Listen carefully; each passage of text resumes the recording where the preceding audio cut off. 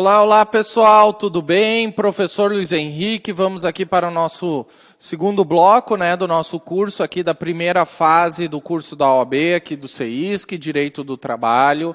No primeiro bloco trabalhamos empregado, empregador, empregados especiais, e relação de trabalho. É uma aula chata, É uma aula que não é muito legal, mas agora começa a melhorar o nosso conteúdo, Agora, a partir de agora, todas as aulas prometo para vocês que elas são mais interessantes, Então vamos lá, não esqueçam, olha aqui para cima, prof.luiz.henrique, meu Instagram, Fica o convite para que todos sigam o professor lá. E vamos lá. Contrato de trabalho, gente, é o artigo 442 da CLT e seguintes. Então, vamos lá. Contrato de trabalho. Artigo 442 e seguintes. O artigo 442 da CLT, ele vai nos falar que o contrato é uma livre estipulação das partes. Como assim livre estipulação? Gente, quando tu começa a trabalhar na empresa, tu pode negociar com o empregador como vai funcionar o teu trabalho, como vai funcionar a prestação. Claro que nessas situações de contratação, geralmente o empregado está num grau extremamente de inferioridade e não pode exigir muita coisa. Então, geralmente, essa negociação, essa livre estipulação é mais a critério do empregador, salvo se tu já está num patamar bem profissional. Digamos, eu, Luiz Henrique, sou o melhor professor de Direito do Trabalho do mundo. Daí me chamam para trabalhar em outro lugar, como eu tenho essa condição, gente, é só exemplo, quando eu tenho essa condição de ser o melhor professor do mundo, não sei o quê, bababá, eu posso exigir, eu só quero trabalhar. Vamos dar um exemplo prático, gente. O seguinte, quando eu comecei a dar aula, eu dava só as disciplinas ruins na faculdade. Agora, após 8 anos de docência, livro publicado, ser professor do CEISC e tudo mais, agora eu posso dizer. E semana passada mudaram todos os horários, eu disse o seguinte, a partir do semestre que vem eu não quero dar aula sábado de manhã, nem sexta de noite, nem sexta de manhã. Minhas aulas têm que ficar concentradas de segunda a quinta, senão não dou aula. Gente, aí eu pude negociar. Porque eu fiquei um patamar um pouquinho melhor de quando eu entrei. Então, temos que cuidar dessa questão da livre estipulação. Se vai trabalhar no sábado, se não vai, se vai ter compensação de jornada. Então, no ato da assinatura do contrato é que tudo deve ser negociado, tá bom? Um ponto extremamente importante do 442 é o seu parágrafo único. O parágrafo único ele vai dizer o seguinte, que o sócio não é empregado da cooperativa. Tá? Gente, é muito comum a existência de cooperativas. Muito obrigado. Chegou meu cafezinho.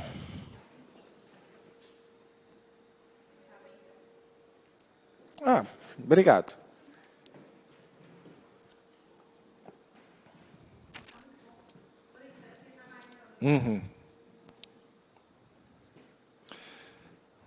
Antes de eu começar, eu mandei um zap. Traz o cafezinho. Daí acharam que era para agora.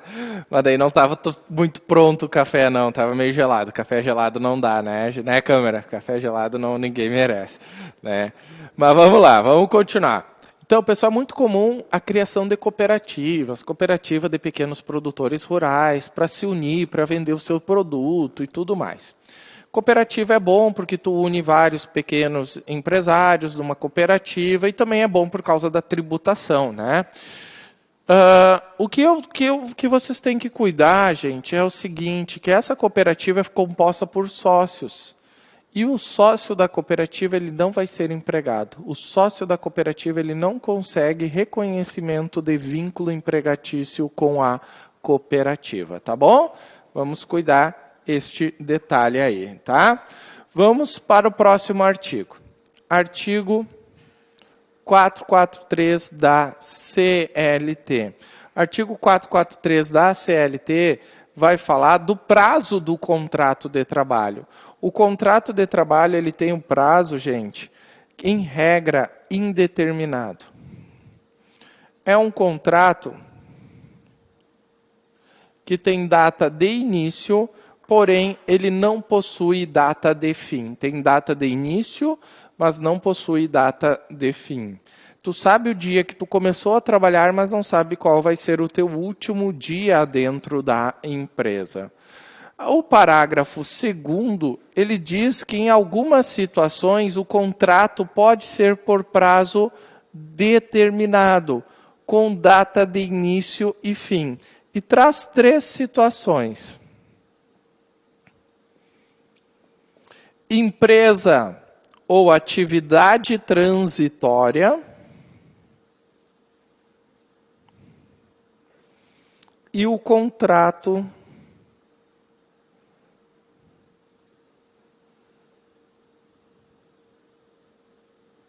de experiência. Empresa ou atividade transitória e o contrato de experiência. Então, vamos trabalhar os primeiros exemplos. Empresa transitória é aquela empresa que só abre em determinadas épocas do ano. Por exemplo, a fábrica que produz única e exclusivamente ovos de Páscoa. E a atividade transitória é uma empresa que ganha um determinado serviço por um prazo determinado. Por exemplo, uma construtora ganha para fazer a duplicação de uma rodovia. Tem uma atividade transitória, a duplicação da rodovia. Terminou, não tem mais aquilo. Então, para esta atividade, pode contratar mais empregados a título de contrato por prazo determinado. Esses dois, daí tu pode contratar por prazo determinado, no máximo 2 anos. Sendo possível renovar uma vez. Só que a renovação é dentro dos 2 anos. Então, como é que funciona, gente?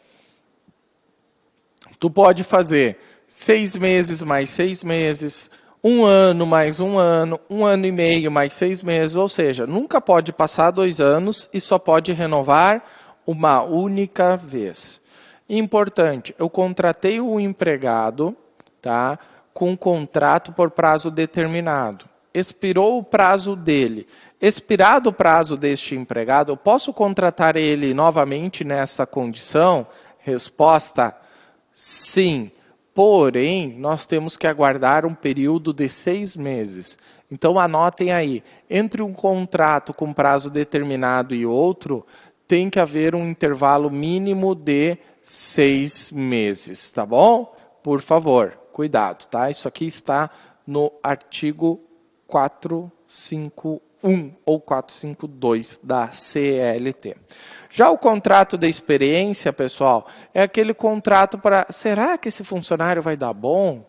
Vou contratar a título de experiência, 90 dias. Se não der 90 dias, ele vai embora. Por que é bom o contrato por prazo determinado? Muitos que estão me ouvindo devem estar perguntando. Porque no contrato por prazo determinado, prazo máximo... No contrato por prazo determinado, quando expira o prazo, quando termina o prazo, tu não demite o empregado, daí tu não tem que pagar as verbas rescisórias. Então, o contrato de experiência, gente, é no máximo 90 dias, podendo ser renovado uma vez dentro dos 90 dias, tá? Então, aqui, pessoal, cuidado. Professor, e se não for observado qualquer dessas regras, se renovar 2 vezes, se passar do prazo? Gente, se renovar uma vez, passar do prazo, se renovar uma vez ou passar do prazo, o contrato por prazo determinado vira contrato por prazo indeterminado. Daí tu vai ter que fazer o desligamento. O parágrafo 3º vai falar do intermitente.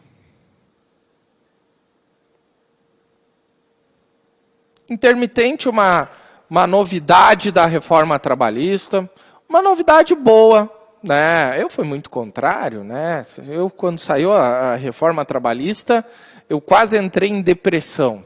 E aqui, gente, não estou falando é sério, né? Bateu uma deprê. Mas depois eu fui vendo. Hoje eu sou favorável a quase toda a reforma trabalhista. Era necessário algumas alterações, sim. O intermitente, o que acontece, pessoal? Eu vou dar um exemplo aqui da intermitente. Portaria de um prédio. Geralmente, quando tem condomínio 24 horas, né, eles fazem os porteiros terem escala 12 por 36. Trabalha 12 horas, descansa por 36. Daí funciona assim, o porteiro A trabalha na segunda-feira, das 7 às 19. O B começa segunda-feira às 19 até às 7 de terça. O C começa terça às 7 até às 19. E o D, terça,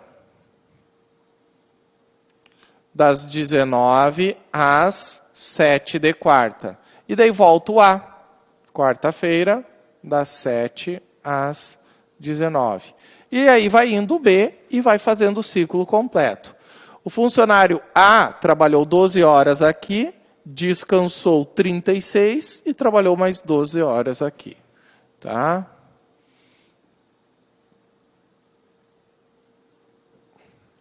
Gente, então, professor, o condomínio precisa apenas de 4 porteiros? Sim, o condomínio precisa apenas de 4 porteiros. Ah, então vale a pena. Sim. Só que tem um detalhe. E se o A fica doente? Ah, daí tu chama o C. Não fecha a escala. E quando o A tira férias? E se o A tira férias e o D fica doente? Então, o que pode fazer é tu ter o A, o B, o C e o D como empregados normais e ter o E e o F como intermitente. Se o A vai ter um médico, convoca o intermitente para substituir. Se o A vai tirar férias, convoca o intermitente.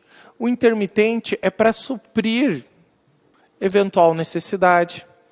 Ah, professor, o intermitente, então, é parecido com um temporário. De certa forma, sim, mas só que o intermitente é mais para um dia, 2 dias. O temporário é mais para um período de 30 dias de férias, uma licença maternidade ou algo assim. Mas é parecido. Então, pessoal, o que é o intermitente? Tu contrata, por exemplo, aqui no CEISC, tá? Eu não sei como é que funciona, mas aqui no CEISC, em média, tem 5 aulas por turno. Tu contrata os câmeras normais para suprir essa necessidade.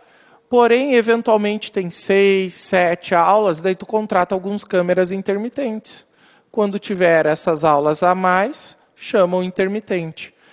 Qual que é a principal característica do intermitente? Ele não tem dia e horário fixo. Quando tu precisa, tu chama ele. Tá? É aquele cara que não tem serviço para ele todo dia na empresa, mas volta e meia tu está precisando dele.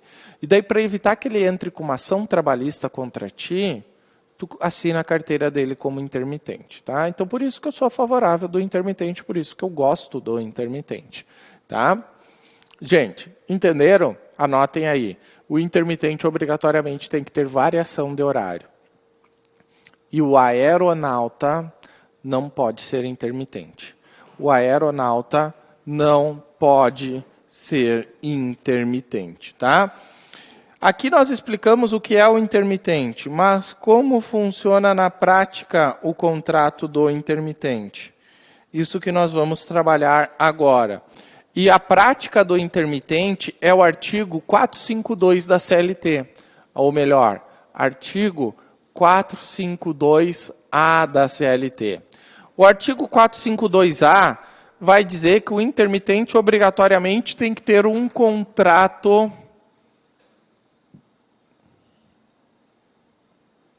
escrito, tá? E neste contrato escrito do intermitente deve obrigatoriamente constar o valor que ele vai ganhar por hora trabalhado. Só que vocês têm que ter um cuidado que o intermitente ele não pode ter qualquer tipo de discriminação quanto ao seu horário de trabalho. Isso significa o quê? Isso significa, gente, que o intermitente, ele não pode ganhar menos que o empregado normal e não pode ganhar menos que o salário mínimo, por hora, né? Proporcional à hora. Se a hora do salário mínimo é R$10, a hora do intermitente será no mínimo R$10, tá? Eu não sei quanto que é a hora do mínimo. Então, é o seguinte, aqui no CEISC, o câmera normal ganha R$50 por turno. Quanto que vai ganhar um intermitente por turno? R$50. Não pode haver qualquer tipo de discriminação. Uma coisa que pode ser que vocês não estejam entendendo ao assistir a aula é, se ele não tem dia certo, como que ele vai ir trabalhar? Ele deve ser convocado para trabalhar. Como é que funciona a convocação do intermitente? O intermitente deve ser convocado com 3 dias de antecedência. 3 dias de antecedência, tu comunica por qualquer meio eficaz, pode ser e-mail, pode ser WhatsApp. Isso aqui é uma questão mais teórica mesmo do que prática, tá? Ninguém vai entrar com a ação. Eu era intermitente, me chamavam com 24 horas de antecedência. Não tem o que fazer, não tem ação, é só para fins teóricos, tá? 3 dias de antecedência. Convocado o intermitente, ele tem 24 horas para aceitar. Tá? 24 horas para aceitar. Tá? Um dia útil. Só vamos pegar aqui a terminologia correta.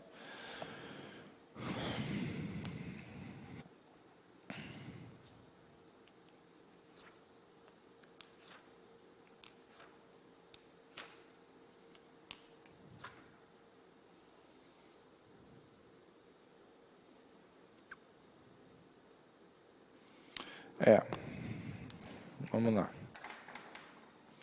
3 dias corridos. E vamos colocar aqui um dia útil para aceitar.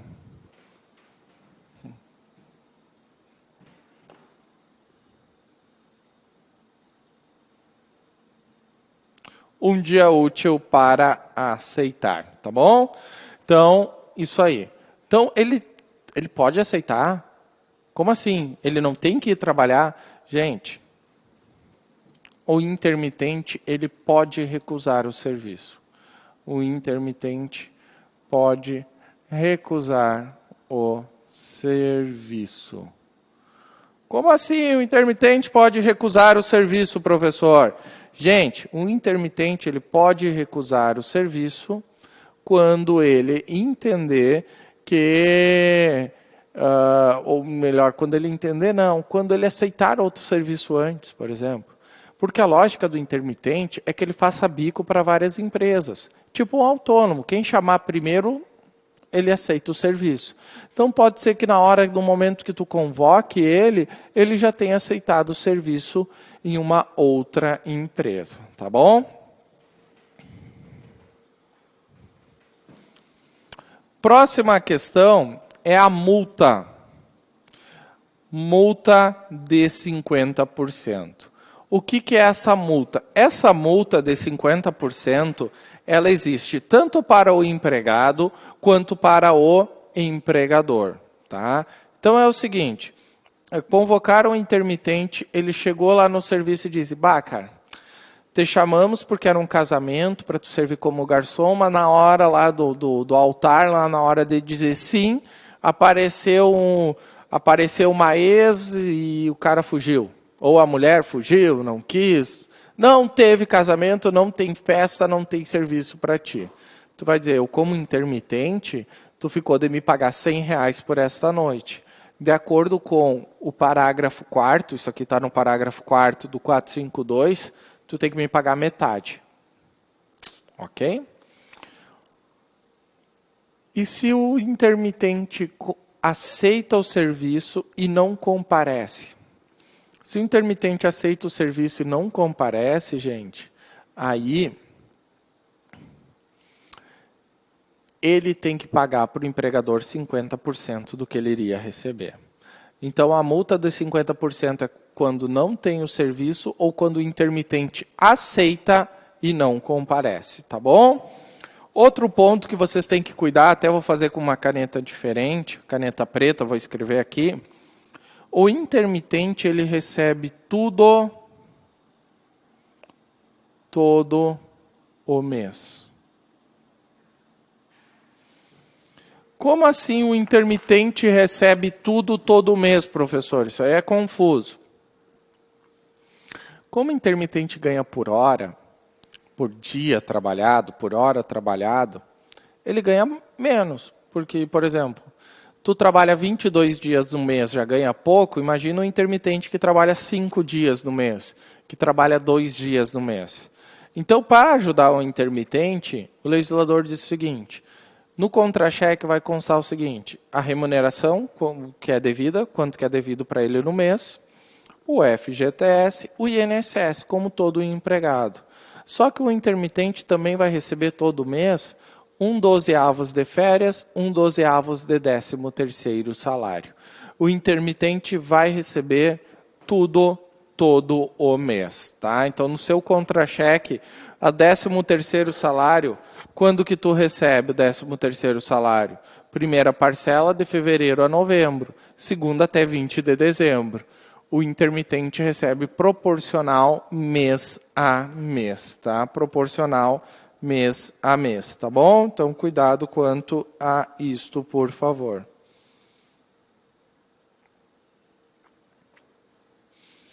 Vamos lá. Vamos continuar. Agora chegou o café quente, tá? Não desmerecendo do teu café, né, antes, mas muito obrigado. É que no intervalo realmente eu não pude. Quando eu fui não estava pronto também.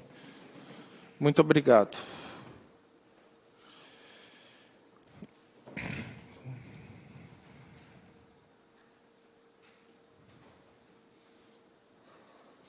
Vamos apagar aqui, então, questão do intermitente. Nós paramos no artigo 444, continuamos agora no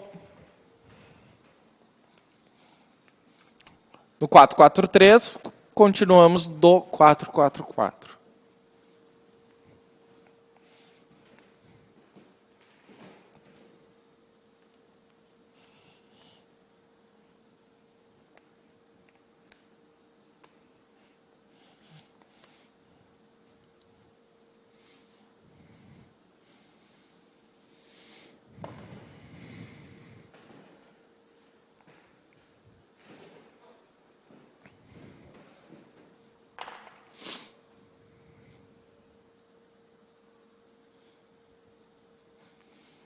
O artigo 444 da CLT, pessoal, ele fala novamente que as partes vão estabelecer as regras do contrato de trabalho. É bem parecido com o 442 caput lá que a gente falou, que é livre estipulação entre as partes. O que eu quero destacar aqui, e eu dou o 444 no conteúdo, em razão do parágrafo único. Por quê? Porque o parágrafo único, ele menciona a questão do empregado hipersuficiente.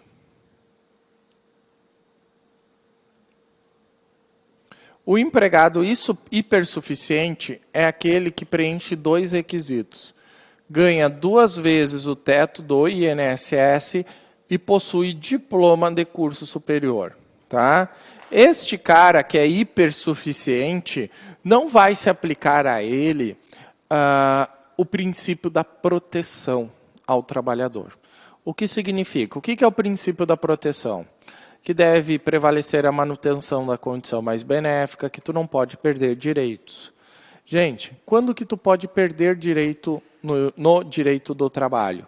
Somente através da negociação com o sindicato, da negociação coletiva. E agora tu tem que colocar uma vírgula. E quando tu for empregado hipersuficiente. Quando tu tiver diploma de curso superior e receber 2 vezes o teto do INSS, tu não está, entendeu, legislador, que tu não está em grau de inferioridade com o empregador. Então, pessoal, tu pode sentar e negociar as bases contratuais de maneira igual com ele, podendo, portanto, inclusive perder direitos, tá? Então, neste caso aí, pessoal, nem é bom, né, nem é bom ganhar tanto, né? O teto do INSS hoje é 5.800, né? Vou arredonda para 6 mil, em vez de ganhar 12 mil, vai lá, tu vai ganhar 12 mil. Não, eu quero ganhar 11.500. Pronto. Aí tu não perde nenhum, não pode o empregador depois retirar nenhum direito teu. Tá? Vamos lá. Questão da segunda fase da OAB.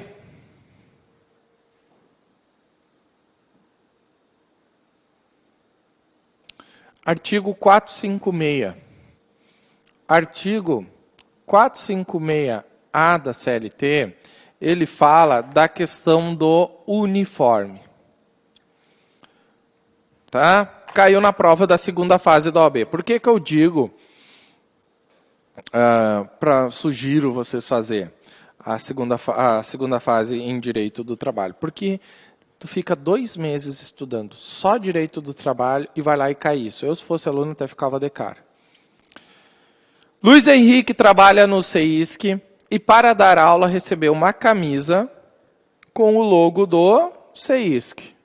Luiz Henrique não gostou e pediu uma indenização por dano moral. Pode? Gente, o 456A caput diz que o uniforme, quem escolhe é o empregador.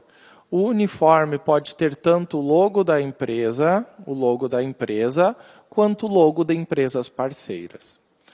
Daí isso foi a letra A. Daí na letra B perguntou. E Luiz Henrique também pediu indenização porque tinha que lavar a camisa. Daí no parágrafo único do 456A, diz quem é o responsável pela lavagem do uniforme. Essa camisa aqui, pessoal, estou dando aula de tarde, tá? Estou no turno da tarde, vou chegar em casa e à noite eu vou lavar, junto com as demais roupas sujas que eu tenho lá em casa.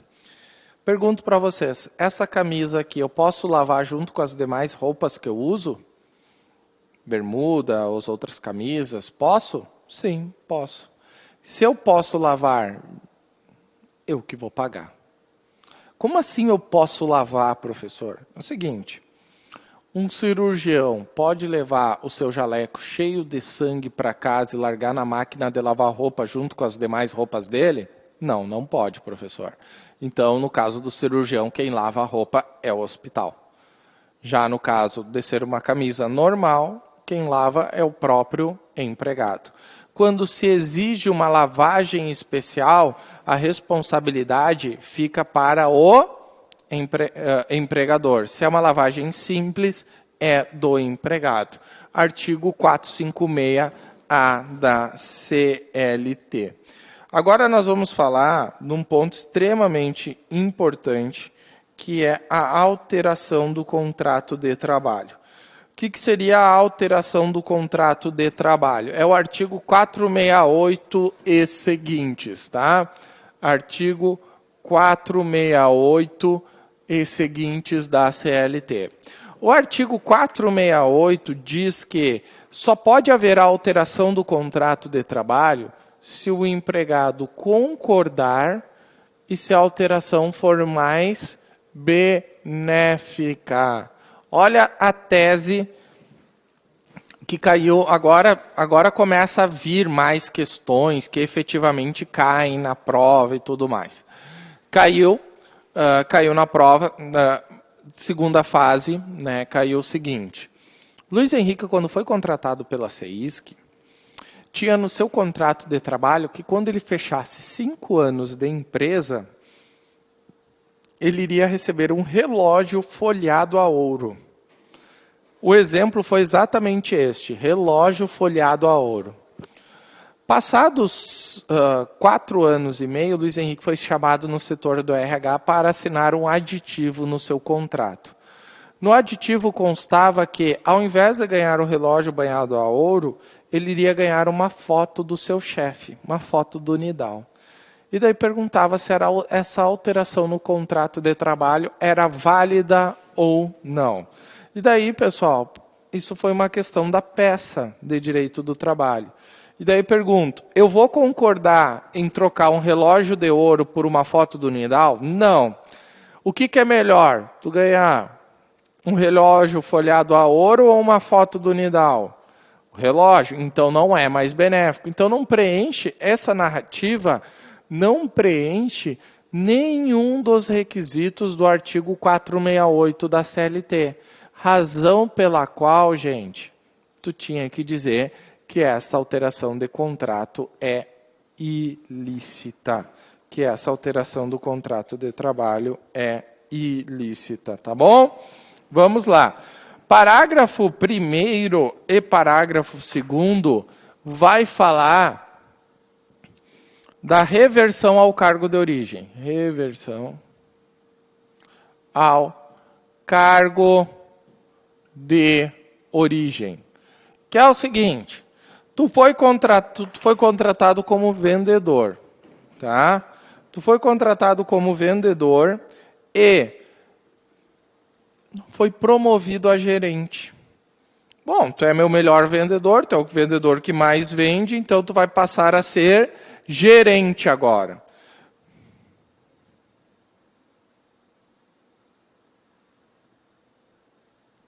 Tá? Então, pessoal, daí tu vai como gerente, o que tu vai ganhar? Além do seu salário base, tu vai ganhar a gratificação de função. Além do seu salário base, tu vai ganhar a gratificação de função, tá? Gente, daí tu não dá certo como gerente. Não dando certo com o gerente, o cara diz o seguinte, como gerente não dá, mas como vendedor tu é bom, então tu vai voltar a ser vendedor. Gente, primeiro, pode reverter o cargo de vendedor de gerente para voltar para ser vendedor? Sim. Mas, professor, isso é uma alteração ilícita. Mas para cargos pode, porque o empregador não pode manter alguém como gerente que não seja da sua confiança ou que não tenha qualificação para tanto. E segundo, o que acontece com a gratificação? O empregado vai perder a gratificação. Então, a qualquer momento, tu pode perder a função, a qualquer momento tu pode perder a gratificação, tá bom? Vamos apagar aqui e vamos trabalhar o artigo 469 da CLT agora, que é o artigo que fala da transferência, que é uma outra modalidade de alteração do contrato de trabalho. Então, 469 da CLT. Artigo 469 da CLT diz que tu só vai poder transferir o empregado, e aqui eu estou falando da regra, se o empregado concordar. Porém, tem algumas exceções, a melhor, duas exceções, né, o parágrafo 1º e o parágrafo 2º. Parágrafo 1º diz o seguinte, parágrafo 1º fala que tu não precisa que o empregado concorde se ele for cargo de confiança ou se houver previsão no contrato de trabalho da transferência. Daí o que acontecia? Para as empresas poderem transferir os seus empregados, elas começaram a quê? A colocar a previsão no contrato de trabalho, e para aqueles que não tinham a previsão no contrato de trabalho, começaram a nomear cargo de confiança só para transferir. Para evitar isso, o TST na súmula 43 decidiu o seguinte, não basta ser cargo de confiança ou ter previsão no contrato de trabalho. Além de ser cargo de confiança, além de ter previsão no contrato de trabalho, deve a empresa comprovar a necessidade da transferência, que havia um motivo real para transferir este empregado. O parágrafo 2º vai dizer o quê? O parágrafo 2º vai dizer que tu vai poder transferir o empregado quando fechar o estabelecimento. Quando fechar o estabelecimento, tu pode transferir. Hoje a CIS que tem filial, em Santa Cruz do Sul e em Porto Alegre. Se fecha Santa Cruz e toda a operação é transferida para Porto Alegre, gente, todos os funcionários serão transferidos para Porto Alegre. Todos os funcionários serão transferidos para Porto Alegre. Ah, mas eu não quero, então pede demissão. Mas eu não quero pedir demissão, então vai para Porto Alegre. E assim a gente fica num debate, tá bom? Então cuidado com essa questão. E, pessoal, já vamos trabalhar aqui, porque esse é um assunto muito importante. Tem dois tipos de transferência. Tem a transferência definitiva e tem a transferência provisória. Tem a transferência definitiva e tem a transferência provisória, tá?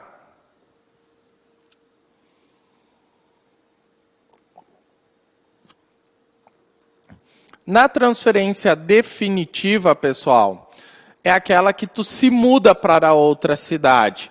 Aí, o empregado vai ter direito apenas à ajuda de custo. Já, se for transferência provisória, Luiz, abrimos em Porto Alegre, vai lá, fica um tempo, depois tu volta. Na transferência provisória, nós vamos ter um adicional de 25%. Tá? Então, cuidado. Como é que caiu? A última vez que caiu o seguinte. Luiz Henrique foi transferido de Santa Maria para Porto Velho, Rondônia. Chegando lá em Porto Velho, ele comprou uma casa, se associou ao clube, matriculou o filho no colégio, né? Matriculou o filho no colégio e tudo mais. Gente, isso aqui é uma transferência provisória ou definitiva? Definitiva. Sendo transferência definitiva, pessoal, o que nós temos que cuidar? Que tu vai ter apenas ajuda de custo, que é o pagamento da mudança. Não vai ter direito ao adicional de 25%, tá bom? Então, cuidado com este ponto aqui, tá? Agora, pessoal, vamos trabalhar o artigo 507 e artigo 507A e 507B da CLT. Artigo 507A da CLT vai falar o quê? Vai falar da cláusula de arbitragem. Cláusula de arbitragem. O que seria a cláusula de arbitragem, gente? A cláusula de arbitragem é aquele empregado que recebe 2 vezes o teto do INSS pode ter no seu contrato uma cláusula de arbitragem. A cláusula de arbitragem proíbe que o empregado entre com ação judicial. Se tu sair da empresa e tiver uma cláusula de arbitragem, tu não pode entrar com ação judicial. Tu vai ter que procurar uma câmara de arbitragem para resolver o teu conflito com o empregador. Mas e se eu entrar com ação? Se tu entrar com ação, pessoal, vai ser alegado preliminar de inépcia da tua ação, né? Preliminar deve ser extinta sem resolução de mérito por convenção de arbitragem. Lembrando que a arbitragem somente para o empregado que recebe 2 vezes o teto do INSS, tá? Artigo 507B da CLT vai falar do termo de quitação anual. Termo de quitação anual do contrato de trabalho. Quando eu falo termo de quitação anual do contrato de trabalho, pessoal, o contrato de trabalho, a partir da reforma trabalhista, ele pode ser quitado anualmente, ou seja, todo ano pode haver a quitação. Então, estamos no ano de 2020, e daí no final do ano de 2020 me chama o empregador. Estou te devendo alguma coisa? Tu diz, não está me devendo nada. Então, assine este termo, que eu não estou te devendo nada, e em decorrência disso, tu vai quitar este ano de contrato. Se tu entrar com a ação, cobrar o período anteriores, o de 2020, que tem o termo de quitação, tu não vai poder cobrar. Tu não vai poder fazer a cobrança, tá? Então, temos que cuidar. E, importante, o termo de quitação anual, ele obrigatoriamente precisa da assinatura do sindicato. O termo de quitação anual, obrigatoriamente, precisa da assinatura do sindicato, tá bom? Próximo conteúdo.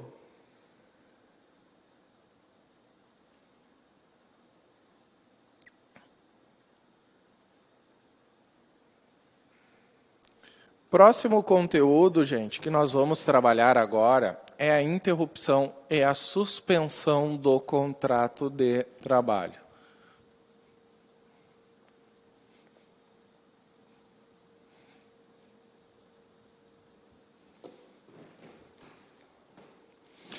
Gente, quando tu está trabalhando, o teu contrato, vamos fazer aqui. Quando tu está trabalhando, o teu contrato está ativo.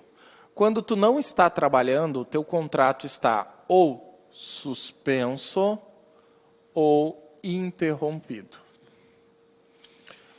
Então, por que eu preciso saber? Gente, cai muito.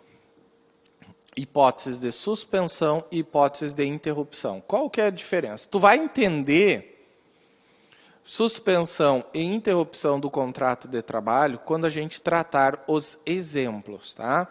Suspensão do contrato de trabalho, tu não trabalha. Na interrupção, tu também não trabalha. Na suspensão, tu não trabalha e tu não recebe. Na interrupção, tu não trabalha, mas recebe. Aqui tu não trabalha e não conta tempo. E aqui tu não trabalha e conta tempo.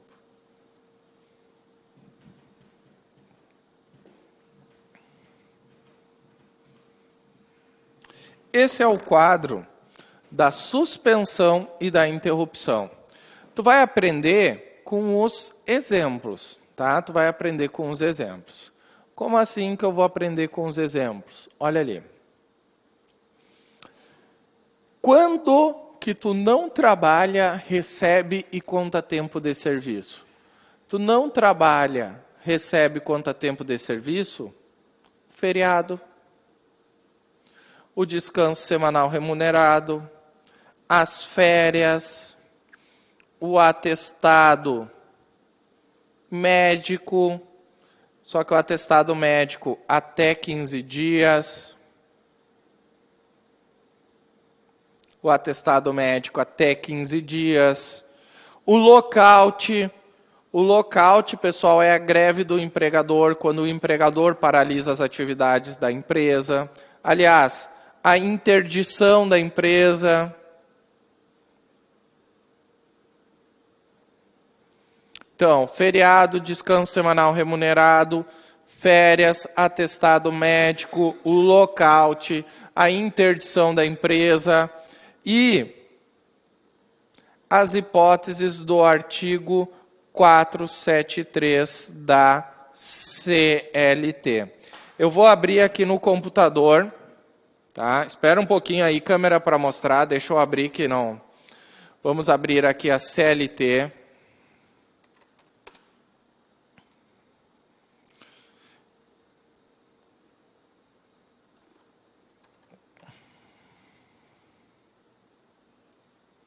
Aqui. Pode mostrar a câmera, por favor? Gente, aqui vamos acompanhando aqui o professor. Artigo 473 da CLT, ele vai falar quando que eu posso faltar ao serviço e mesmo assim eu vou receber o meu salário normalmente. Ó, o empregado poderá deixar de comparecer ao serviço sem prejuízo do salário. Primeira situação, 2 dias em caso de falecimento do cônjuge, ascendente, descendente, irmão ou pessoa que, declarada em sua carteira de trabalho, viva sobre sua dependência. Então, morreu o parente lá, 2 dias. Gente, é 2 dias seguidos, não é 2 dias úteis, tá? Casou, 3 dias. Casamento, 3 dias. Gente, coloque uma observação bem grande aí no material de vocês, por favor. Por quê? Porque no artigo 320, tá? Diz o seguinte, fala sobre o professor. Não serão descontados no decurso de 9 dias as faltas verificadas por motivo de gala, que é casamento, ou de luto. Então, pessoal, trabalhador normal, morte, 2 dias, casamento, 3 dias. Coloca aí, professor, 9 dias para morte e casamento, de acordo com artigo 320, parágrafo 3º. Vamos voltar lá para o 473 agora. 1 dia para o nascimento do filho. Aqui está dizendo 1 dia do nascimento do filho, que seria a licença paternidade. Mas para a licença paternidade, confirma-se o quê?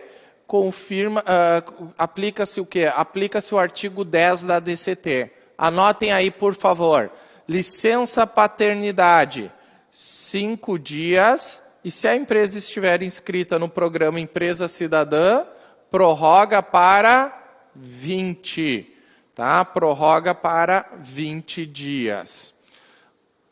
Por 1 dia para cada 12 meses, em caso de doação voluntária de sangue, caiu na segunda fase, tu com o código, daí tu tinha isso aqui na hora da prova, e disse lá na segunda fase que o cara faltou ao serviço porque a esposa foi doar sangue. Daí essa falta é interrupção ou suspensão? Gente, é suspensão. Por quê? Porque tu só pode faltar ao serviço se tu doar sangue, tá? Se tu doar sangue. 5, 2 dias consecutivos para se alistar eleitor. 6, quando tu tiver que cumprir as exigências do serviço militar. Aqui, gente, é o seguinte. Aqui é quando tu vai se alistar para o quartel. Que daí tu passa por uma seleção, tu vai umas 5, 6 vezes no quartel. Então, quando tu está no processo de seleção para o quartel, é hipótese de interrupção. Tu não vai trabalhar, mas tu vai receber normalmente e vai contar tempo de serviço. Quando tu estiver usando prova para o vestibular, professor, OAB pode? Eu posso faltar ao serviço para fazer a prova da OAB? Não. É vestibular para ingresso em estabelecimento de ensino superior. Tá? 8. Pelo tempo que se fizer necessário quando tiver que comparecer em juízo, seja por ser parte, seja por ser testemunha, seja por tu ser jurado, por exemplo. Tá? 9. Pelo tempo que se fizer necessário quanto na qualidade de representante da entidade sindical. Tá? Então, é o seguinte, tu é diretor do sindicato, sempre que tu tiver que se ausentar por um horário, um período, para um evento do sindicato, tu não vai trabalhar, mas tu vai receber normalmente.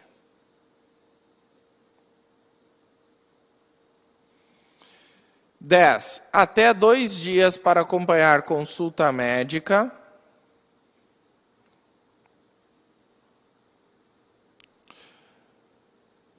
E exames complementares durante o período de gravidez. Então é o seguinte, gente, o homem pode se ausentar 2 dias para acompanhar a esposa durante a gravidez em exames. Anotem aí, quantos dias a esposa pode?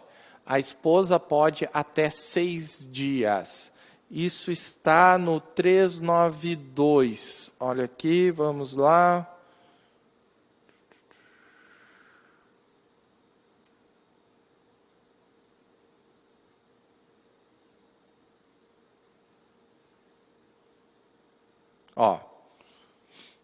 É garantido à empregada durante a gravidez, sem prejuízo do salário, trocar de função e ser dispensada do horário de trabalho pelo tempo necessário para a realização de, no mínimo, 6 consultas médicas e demais exames.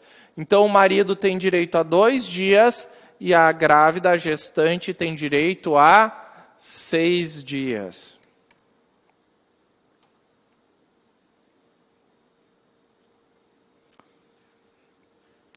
Um dia por ano para acompanhar o filho no colégio, um dia por ano para acompanhar o filho de até 6 anos em consulta médica. Professor, e se ele tiver mais que 6 anos? Daí tu não tem nenhum dia de folga. E aí o que eu faço? Aí tu combina com o teu chefe, mas para fins teóricos da prova, lembrem disso. E 3 dias para cada 12 meses para a realização de exames preventivos de câncer devidamente comprovado. Então, aqui fechamos as hipóteses de interrupção. E sabe o que é, pessoal? Eles perguntam, as férias é suspensão ou interrupção? Se ocorrer um lockout na empresa, a empresa paralisar suas atividades, o que vai acontecer com o contrato de trabalho? Vai ficar interrompido e ele vai receber salário. Então, nós precisamos saber agora quais são as hipóteses de suspensão. Suspensão disciplinar, greve, aposentadoria por invalidez. Eu vou explicar uma por uma.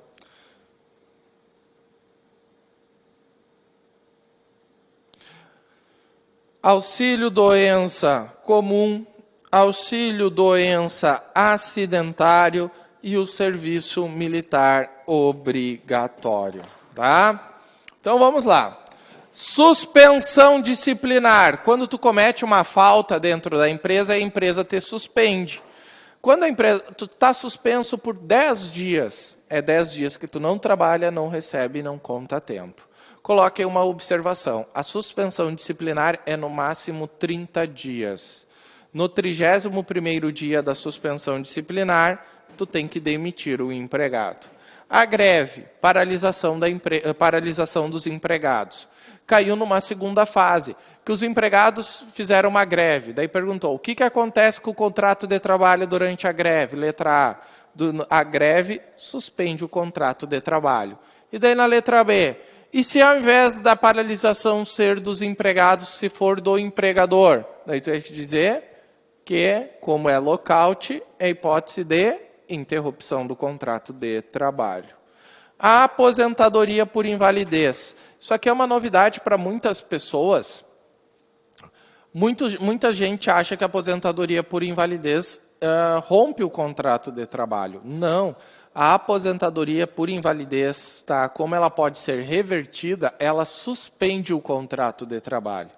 Tá? E detalhe, coloquem aí, a aposentadoria por invalidez suspende o contrato de trabalho e deve ser mantido o pagamento do plano de saúde. Tá? O plano de saúde mantém o pagamento.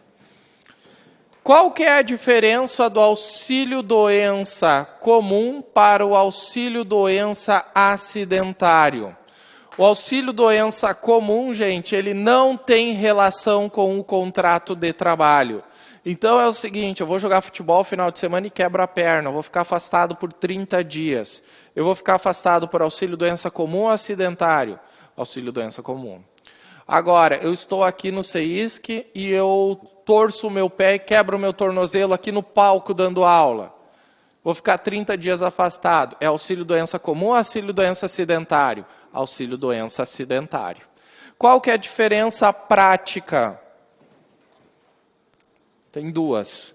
O auxílio-doença acidentário, ele gera estabilidade do retorno.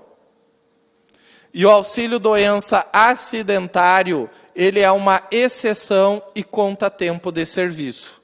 E se conta tempo de serviço, deposita FGTS.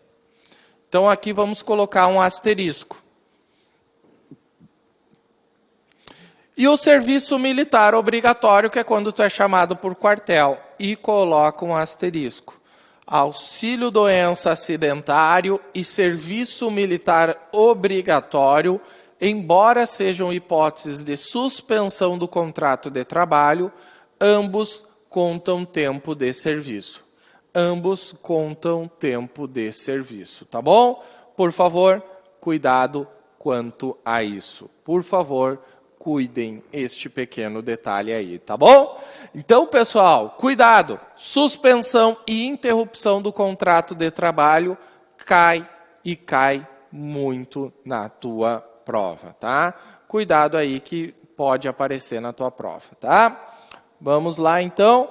Vamos agora, pessoal, falar do dano extrapatrimonial. O que seria o dano extrapatrimonial? O dano extrapatrimonial, pessoal, é uma novidade da reforma trabalhista. É uma novidade da reforma trabalhista que trata do quê? Que trata do dano moral. Quando tu vai pedir uma indenização por dano moral, até a reforma trabalhista, tu utilizava aqueles artigos lá do Código Civil, o 927, 168 lá do Código Civil, acho que é esses. 927 é assim, tá? Agora não. Agora nós temos um tópico específico que regula o dano extrapatrimonial na Justiça do Trabalho. Vamos lá, então. Vamos lá, então. Aqui, pessoal, câmera pode vir aqui, porque nós vamos direto na letra da lei, tá? 223A e seguintes, do dano extrapatrimonial, tá? Então, pessoal, sempre que tu for pedir dano moral na Justiça do Trabalho, nós estamos um nível superior, nós temos um nome mais chique, é o dano extrapatrimonial, tá? Vamos lá, artigo 223B.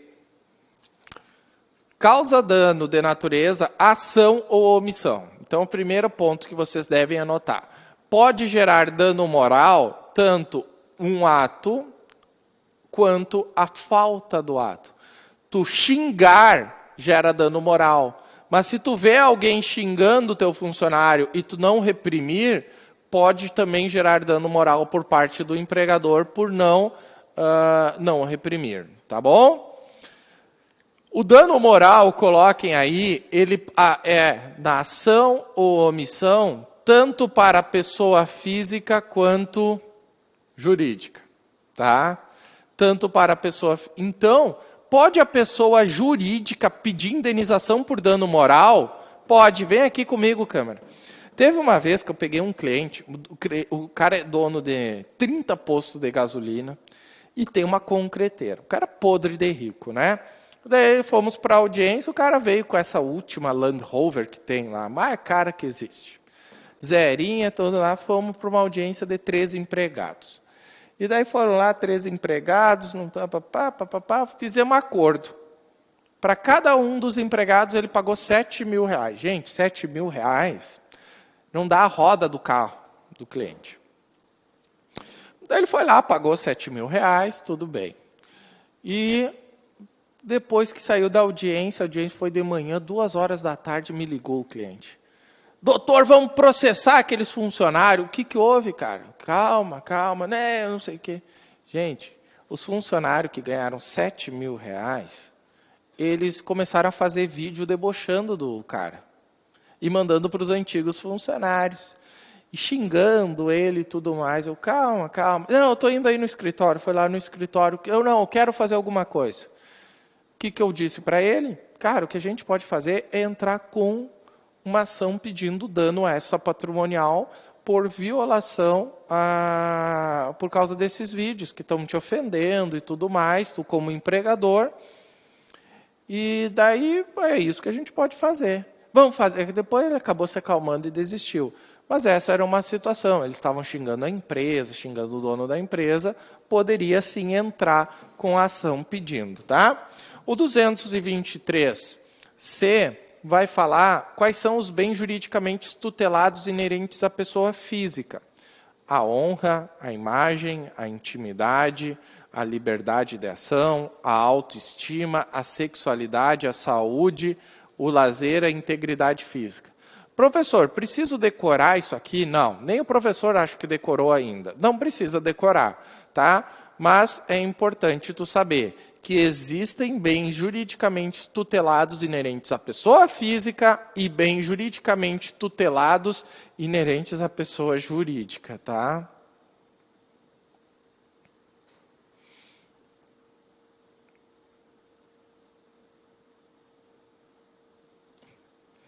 Próximo ponto, 223E. são responsáveis pelo dano todos que tenham colaborado para a ofensa, na proporção da ação ou omissão. Então é o seguinte, se 3 pessoas causaram o dano, o juiz vai ter que dizer, atribua ao dano 10 mil reais, sendo que A vai pagar 4, B vai pagar 3 e C vai pagar 3. Ou seja, se tem um dano, ele vai fixar o valor do dano. E se várias pessoas causaram este dano, o valor do dano vai ser dividido, de acordo com a participação de cada um. Né? Eu acho que é totalmente justo, né? Achei legal isso. Tá? Gente, eu posso pedir na mesma ação dano moral e dano material? Por exemplo, morre a esposa do empregado. Não, morre o empregado, perdão. Daí vai lá a esposa. Ela pode pedir dano moral porque seu empregado morreu em um acidente de trabalho? Pode. Tá? E ela pode pedir dano material, uma pensão, porque ele morreu e não vai mais poder trazer dinheiro para... Pode pedir tanto dano moral quanto dano material. E vamos além, o empregado sofreu um acidente e não morreu, mas teve perda de capacidade. Ele pode pedir dano moral pelo acidente, pode pedir dano material pela perda da capacidade física e pode pedir dano estético se tiver com alguma deformação. Então, pode até ter 3 pedidos, não tem qualquer restrição. Tá? Só um detalhe, se tu pedir, é um pedido para cada um. Se tu quer dano material e dano extra patrimonial, o juiz vai definir um valor para o dano material e um valor para dano extra patrimonial. Tá? Posso pedir lucros cessantes e danos emergentes? Pode. Posso pedir, sem qualquer problema. Né? Isso aqui é um conceito lá do direito das obrigações, lá do direito civil. Último dispositivo. Como que é definido o valor? Aqui também eu acredito que não vai ser cobrado, vocês não precisam decorar. Mas eu, como professor, tenho a obrigação de passar para vocês. Tá? Então, pessoal, se eu sou juiz de direito e chega um pedido de dano moral, o que eu vou ter que fazer? Eu vou ver qual que é o bem juridicamente tutelado. Lá o 223C e o 223B. O quanto a pessoa sofreu ou foi humilhada. Ela pode recuperar esse sofrimento? Isso afetou a vida pessoal da pessoa? Por quanto tempo durou o dano? Como que ocorreu? Qual foi o grau de dolo ou culpa? Houve retratação? Existiu esforço para minimizar a ofensa? Houve perdão? A situação financeira das partes e o grau de publicidade. Então, esses pontos aqui o juiz vai anotando, um por um dos itens. Eu sempre, quando eu peço dano extra patrimonial, eu transcrevo a natureza do bem jurídico. Eu digo qual que foi. A honra. Intensidade da humilhação. O cara quase entrou em depressão, quase se matou. Possibilidade de superação. Já passou tantos meses e nada. Reflexos da vida pessoal. Ele está com vergonha de sair na rua. Extensão e duração. Dura até hoje. Grau de culpa, total. Houve retratação? Não. Houve esforço? Não. Houve perdão? Não. A empresa é rica? Todo mundo está sabendo do ocorrido. Então, para quê? Para tentar intensificar a potência do pedido de indenização. Após analisar, ele vai definir se é de natureza leve, média, grave ou gravíssima. Se é leve, 3 até 3 do último salário. Se é média, até 5. Se é grave, até 20. E se é gravíssima, até 50. Cuidado, se é gravíssima, não quer dizer que seja 50. É até 50. Tá? Do salário do empregado. Se for a pessoa jurídica, é do salário do ofensor. tá? Então, aqui, pessoal, nós temos aqui o pedido de indenização por dano extrapatrimonial, tá bom? Isso aqui é extremamente importante, pode cair, mas principalmente lá os primeiros. Ação ou omissão, tanto pessoa física quanto pessoa jurídica, cada parte responde de maneira proporcional à sua culpa no gerar o dano. Posso pedir dano moral e dano material ao mesmo tempo, tá bom? Então, revisão da nossa aula. 442, contrato é livre estipulação das partes. Lembrando que o sócio da cooperativa não tem vínculo empregatício com a cooperativa. 443, regra, prazo indeterminado. Exceção, prazo determinado. Quando que pode ser prazo determinado? Atividade ou empresa transitória, que daí é no máximo 2 anos, podendo ser renovado por 1 ano. Entre um contrato e outro, intervalo mínimo de 6 meses. Ou de experiência, 90 dias, podendo ser renovado uma vez dentro dos 90 dias. Daí no parágrafo 3º tem o intermitente, né? Que o intermitente, pessoal, é aquele que tem variação de dias e turnos de trabalho. O intermitente não pode ser aeronauta. O intermitente, ele vai ganhar por dia trabalhado, mas o seu salário não pode ser inferior ao dos empregados normais. Ele é convocado para trabalhar com 3 dias de antecedência e tem 1 dia para responder. Né? Ele pode se recusar a comparecer ao serviço. Porém, se ele aceitar e não comparecer, ele paga uma multa de 50% do que ele iria receber. Já, se ele vai trabalhar e não tem o serviço, ele recebe 50% mesmo não trabalhando. O intermitente recebe tudo, todo o mês. Né? Artigo 444, lembra do empregado hipersuficiente, aquele que tem diploma de curso superior e recebe 2 vezes o teto do INSS. Ele não tem direito ao princípio da proteção. Ele pode negociar cláusulas contratuais, inclusive que não sejam benéficas a ele diretamente com o seu empregador. Artigo 456A, o uniforme, quem define é o empregador. E se for uniforme simples, quem lava é o empregado. Se for uma lavagem especial, aí vai ser o empregador que vai lavar. Artigo 507A vai falar da cláusula de arbitragem, que é a impossibilidade de tu entrar na justiça do trabalho. Se tu tiver algum conflito, tu tem que buscar uma câmara arbitral.